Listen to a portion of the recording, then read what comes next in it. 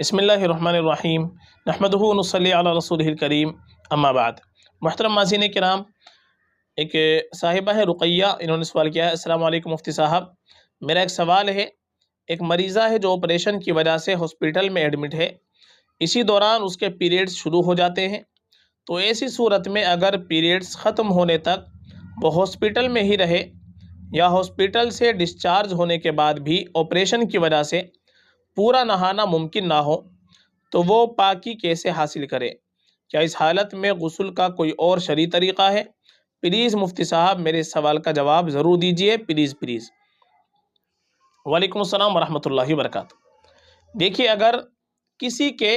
جسم پر کہیں بھی زخم ہو، چاہے آپریشن کی وجہ سے ہو، چاہے چوٹ کی وجہ سے ہو، مثلا آپریشن کی وجہ سے کہیں جسم کے اوپر زخم لگا ہوا ہے، تو اب ایسی صورت میں غسل کرنے کا طریقہ یہ ہے کہ اگر ہم غسل کرتے ہیں اور پانی لگنا اس زخم کے اوپر اگر نقصان دہ ہو، تو پھر ایسی صورت میں جس جگہ زخم ہے اس جگہ کو ہم کسی چیز سے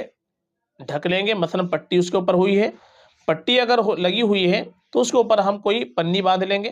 بہت سی پولیتھین آتی ہے، بہت سے ٹیپ آتے ہیں اس طریقے کے کہ جو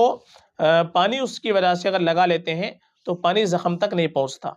تو وہ ہم ٹیپ اس جگہ پر لگا لیں گے جہاں پر ہمارا زخم ہے، چاہے آپریشن کا زخم ہو، چاہے چوٹ کا زخم ہو، یہ کسی بھی طریقے کا زخم ہو جہاں پر پانی پہنچنا نقصان دہ ہوتا ہو،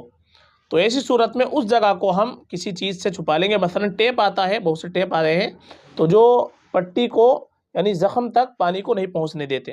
تو اس طریقے کا ٹیپ ہم وہاں پر لگا لیں گے اس زخم کی جگہ پر۔ لگانے کے بعد اس کے علاوہ جتنا بھی حصہ ہے اس پورے حصے کو ہم کو دھونا ضروری ہوگا، تو ہم پورا حصہ ہم دھوئیں گے، اس میں ہم غسل کریں گے، باقی جو حصہ ہمارا زخمی ہے، جہاں پر آپریشن ہوا ہے، جس جگہ زخم ہے، تو اس جگہ پر ہم کیا کریں گے، پانی سے ہاتھ پہ پانی لے کر کے ہم اس کا مسح کر لیں گے، پٹی کے اوپر سے ہم اس کو مسح کر لیں گے، اور اگر مسح کرنا بھی نقصان دیتا ہو، یعنی ہاتھ لگانا بھی اس پر نقصان دیتا ہو پانی کا، تو پھر ہم اس کو چھوڑ دیں گے، اس حصے کو چھوڑ دیں گے، اور باقی اس کے علاوہ جتنا بھی حصہ ہے اس کو ہم دھوئیں گے، اس کا دھونا ضروری ہے،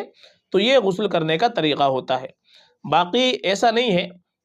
کہ زخم کی وجہ سے انسان پورا ہی جسم ترک کر دے اور دھونا بالکل ختم کر دے، ایسا نہیں ہے، بلکہ پورا جسم کو دھوئیں گے، جس حصے پر زخم ہے اس حصے کو ہم کیا کر لیں گے، کسی چیز سے چھپا لیں گے، چاہے پٹی اس پر ہم کر لیں، چاہے پٹی کے اوپر ہی کوئی ایک ٹیپ وغیرہ ہم لگا لیں یا کوئی پولیتھین لگا لیں جس سے زخم تک پانی نہ پہنچے، تو یہ غسل کرنے کا طریقہ ہوتا ہے۔ اور اگر جسم کے اوپر ڈاکٹر نے پانی لگانے کو بالکل منع کر دیا ہے، کوئی ماہر ڈاکٹر ہے اور جس کی وجہ سے اگر پانی لگنا جسم کو نقصان دے سکتا ہے کسی بھی طریقے سے، تو پھر ایسی صورت میں پھر تیمم کا مسئلہ آتا ہے، یعنی پورے جسم پر کہیں بھی پانی لگنے کو ڈاکٹر نے بالکل منع فرما دیا،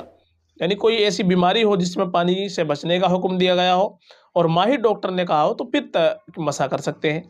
لیکن جہاں پر زخم ہے اس کو چھپا کر کے پھر ہم کیا کریں گے، پھر ہم پورے دوسرے حصے کو دھوئیں گے، اور جو زخم والا حصہ ہوگا اس حصے کو ہم کسی چیز سے چھپا لیں گے، اس کو ہم نہیں دھوئیں گے، اس کے اوپر بعد میں ہم پانی لے کر کے اور اوپر ہی سے پٹی پر مسح کر لیں گے۔